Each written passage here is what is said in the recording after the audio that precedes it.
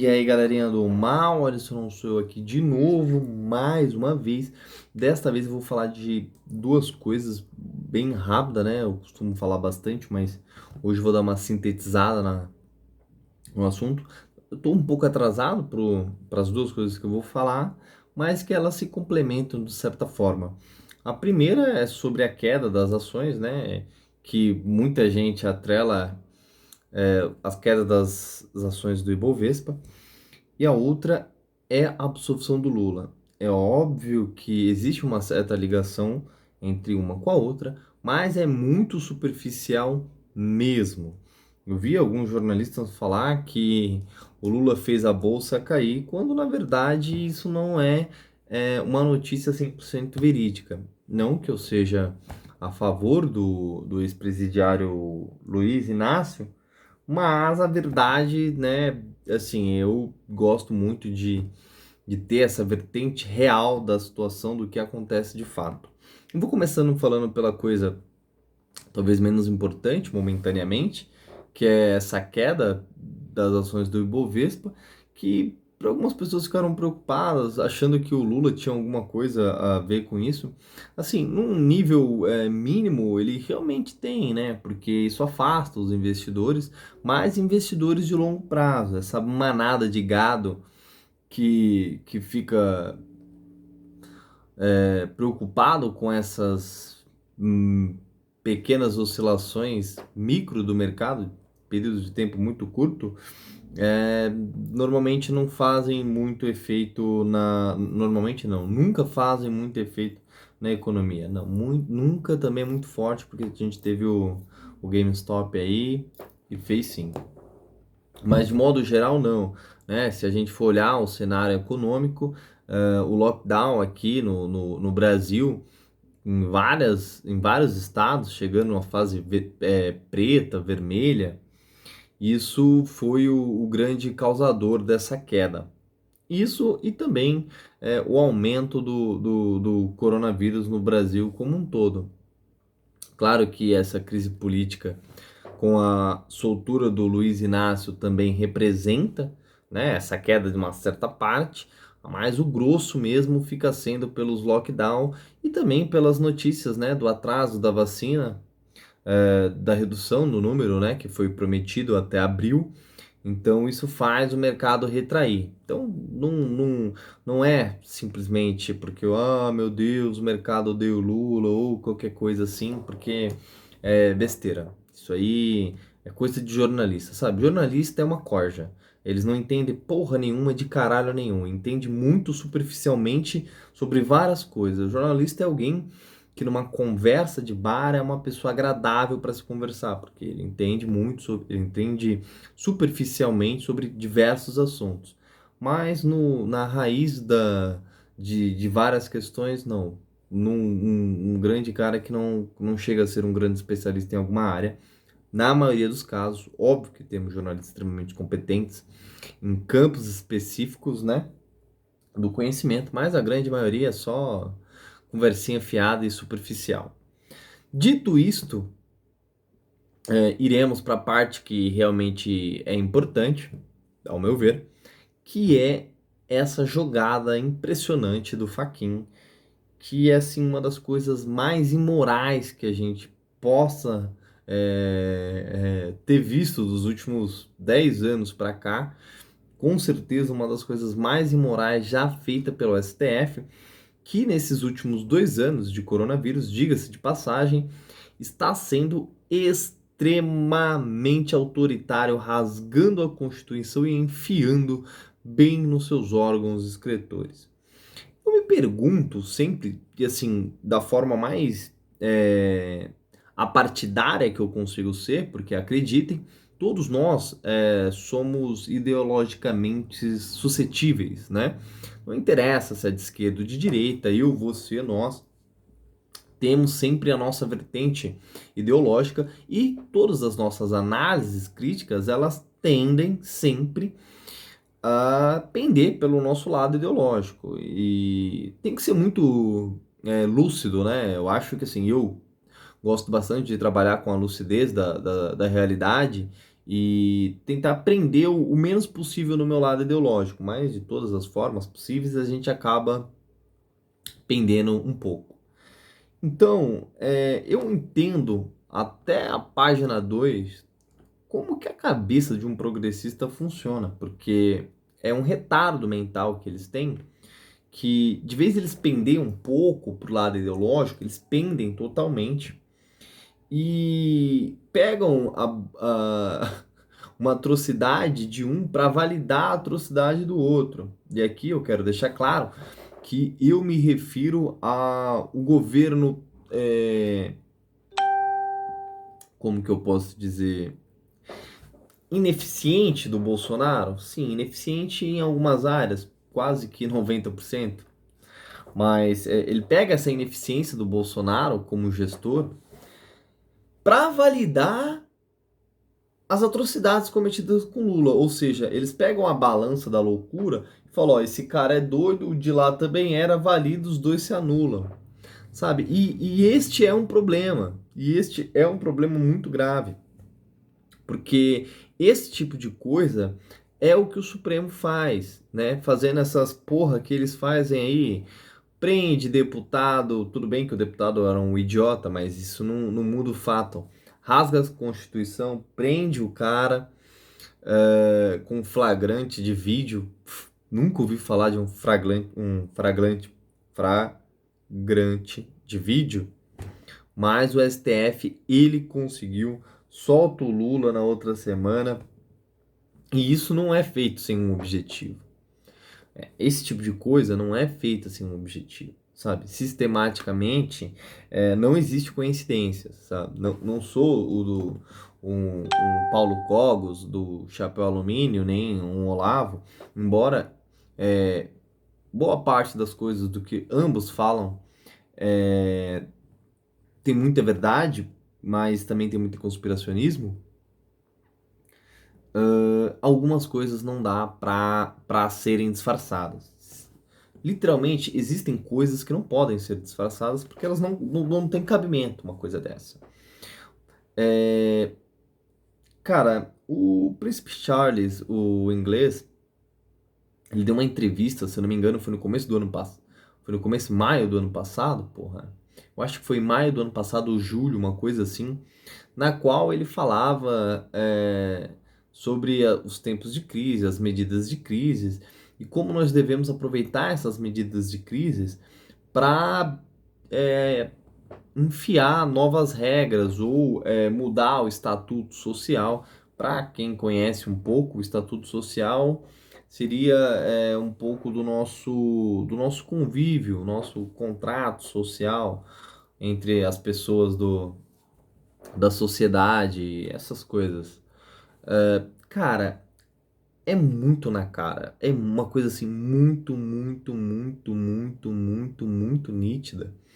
Você vê que o STF está aproveitando esse momento de histeria, de euforia entre bolsonaristas e petistas, entre os alarmistas do coronavírus, para ir criando uma série de precedentes que num futuro vai ser uma coisa preocupante, porque eu não sei se você reparou, o STF abriu dois precedentes em menos de um mês, assim, absurdos. Este primeiro do Lula e o do deputado lá, o Silveira. Cara, são dois precedentes que o STF abriu em menos de um mês. Que se fosse em qualquer outra época, a gente jamais deixaria isso passar. Mas por que ele fez isso agora?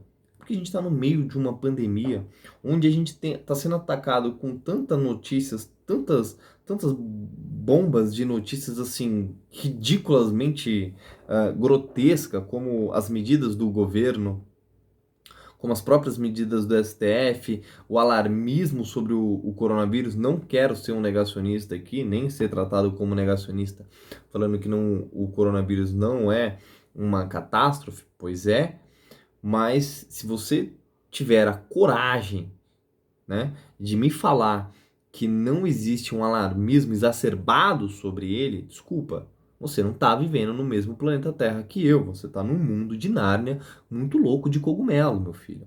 porque não tem condições de uma coisa dessa. Existe sim um alarmismo sobre o coronavírus, como sim existe uma articulação por parte do poder executivo, legislativo, enfim, forças externas alienígenas, de empurrar uma série de medidas que jamais seriam empurradas em outrora. Se você for pegar sistematicamente as medidas que. Isso aqui não é a nível Brasil, isso é a nível internacional, mas aqui a gente se preocupa com a nossa casa, a casa dos outros, pau no cu deles e cada um se vira com a tua bagunça. Eu respondo pela bagunça do meu quintal, Brasilzão. E os outros que respondam pelas bagunças dos seus quintais respectivos. Então, se você for pegar, analisar sistematicamente, você vai ver que as ações tomadas pelos governos mundiais, elas têm sido um tanto quanto estranhas.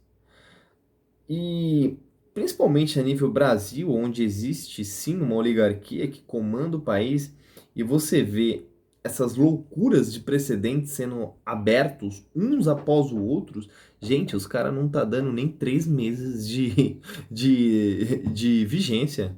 Meu, não tem uma coisa dessa, meu filho, pelo amor de Deus, sabe? Fase vermelha, restrições, lockdown, toque de recolher. Meu filho, o cara fez toque de recolher. Vários estados têm toque de recolher. São Paulo tem toque de recolher. Isso não existe, cara. Você tem noção do que o governo não pode restringir a sua liberdade de ir e vir? Isso é constitucional, meu amigo.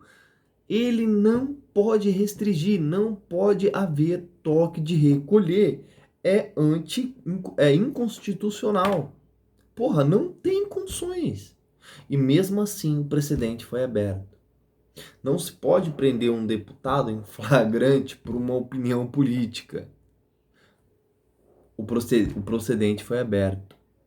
Não pode invalidar a prerrogativa de um juiz. A prerrogativa não, perdão. A sentença de um juiz em segunda instância, porra. Não pode, cara. Eu nem sou jurista. Não pode. E mesmo assim, o precedente foi aberto. Você vê como que num período de histeria esta válida em partes e em partes imposta. Em partes essa histeria ela foi fomentada pela mídia. Se você disser que não, meu amigo, você é um idiota. Não quero dizer que a mídia tem uma parte eles sentam numa cadeira e resolvem deixar o povo histérico. Porque a mídia vende aquilo que dá dinheiro. E histeria dá dinheiro de um modo geral. Né? Freud explica um pouco sobre isso, Eduardo Bernet, se vocês quiserem dar uma lida no material de Eduardo Bernet, é bem legal sobre onde Freud, ele também fala um pouco sobre isso, de como isso vende, né? Eduardo Bernet até, ele fez várias coisas para o governo americano, controlando as massas, e é mais ou menos isso que acontece aqui no Brasil, onde o governo, especificamente o judiciário, ele aproveita esses momentos de histerias e vai empurrando precedentes na tua goela. Não só o judiciário, mas o poder público como um todo. Ele está empurrando uma série de precedentes na tua goela. E ele está te acostumando a isso. É porque você não percebeu ainda, meu amigo. Mas isto vai te fuder no futuro. Você realmente acredita que esse precedente que a gente criou aqui no Lula, esse precedente que a gente criou no Silveira, que eles não serão usados, que esses precedentes que a gente criou, principalmente no lockdown, restrição de locomoção das pessoas, toque de recolher, cara, eles vão ser usados no futuro com a mesmíssima cara de pau. Eles vão ser usados com as mesmas premissas, o bem maior. Se você acha que isso não é perigoso, porra, meu amigo, desculpa. Não dá, você não pode morar no planeta Terra. Você tem que mudar para Marte, vai morar em Varginha, vai morar no raio que o parta. Mas na Terra você não pode, porque não é normal. Ou você vai morar num lugar especial chamado AACD. Deve ter outros centros por aí, mas eu só conheço a AACD. Para você morar. Porque é assim, é desanimador, cara. É desanimador. É desanimador. No começo do vídeo eu falei que a curto prazo, essa saída do Lula e essa questão da impunidade, ela não impacta no curto período no mercado. Realmente, no curto período não, mas como um todo, dentro de um histórico, é extremamente prejudicial, principalmente porque os governos mundiais como um todo, a confiabilidade do investimento, ela é a garantia dada pelo governo. Ou seja, o quanto você acredita naquele governo é o que te faz investir naquele país de fato, pois não existe lastro de moeda em canto nenhum, exceto na confiança do governo. Você entende?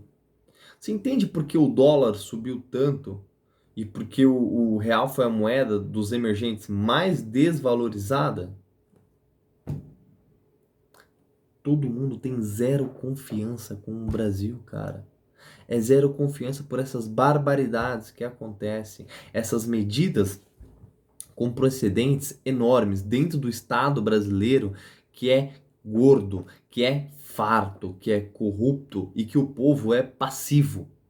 Meu filho, você não pode ser passivo. Um tipo de coisa dessa é pra você ser aquele merda daquele adolescente nojento que fica flodando essas porra no Facebook, fica repostando e o caralho todo e vai pra rua e quebra a porra toda, meu amigo. Porque você que paga mesmo essa porra sai quebrando.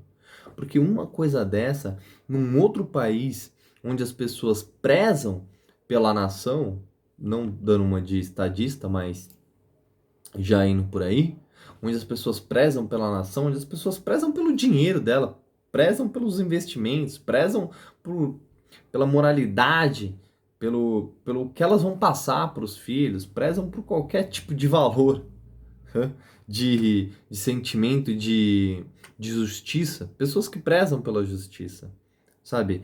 Quando você vê um tipo de cena dessa e fica passivo, o pior do que ser passivo, pra mim, é apoiar a impunidade com o argumento de ai, eu prefiro o Lula do que o Bolsonaro. Ah, mas o Bolsonaro. Quando você usa a atrocidade de um para validar a atrocidade do outro, meu amigo, acredite, você é um energúmeno, é um estrupício e não pode viver em sociedade. Na verdade, você não poderia nem sequer viver de tão energúmeno que você é. A sua existência é um peso na Terra, meu amigo. É isso. Então, o vídeo ficou um pouco sombrio, né? Mas é bem por aí. Os tempos são sombrios, senhoras e senhores. Os tempos são sombrios. E vou dar só um último adendozinho para finalizar aqui. Pense num cenário pessimista. Pense no cenário mais pessimista que você puder imaginar para 22. Se você respondeu com bolsonaristas e petistas levando Bolsonaro e Luiz Inácio para o segundo turno, parabéns. Pensamos a mesma coisa. E aí, meu amigo, se eu fosse você, eu pegaria a sua mala, pegaria a sua mala, deixaria o seu bigode crescer, ia para Portugal, ou ia para os Estados Unidos, Canadá é uma boa opção, para Europa, porra, vai até pro Japão se você for filho de japonês, volta pra Coreia se você for coreano, volta pra China se você for chinês, se você for índio, vai pra Amazonas, fica dentro da mata, não saia de lá pra nada, pelo amor de Deus, cara. Tá bom? É isso aí, galerinha.